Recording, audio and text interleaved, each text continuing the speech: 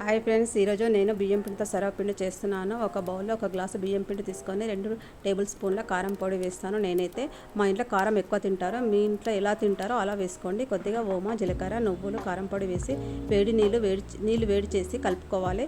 అందులో కలిపిన తర్వాత నానబెట్టిన పెసరాకు, సన్నగా కట్ చేసిన ఆనియన్స్, కరివేపాకు వేసి ముద్దగా చేసుకొని ఒక ఫ్రై గిన్నె తీసుకొని అందులో కొద్దిగా ఆయిల్ వేసి సర్వపిండిలాగా ఒత్తుకొని స్టవ్ ఆన్ చేసి స్లిమ్లో పెట్టేసి స్టవ్ మీద పెట్టాలి. మూత పెట్టేసి ఒక 5 మినిట్స్ తర్వాత మళ్ళీ కాలిందో లేదో చూసుకోవాలి. కాలితే మళ్ళీ ఉల్టా వేసేసి మళ్ళీ వేయాలి.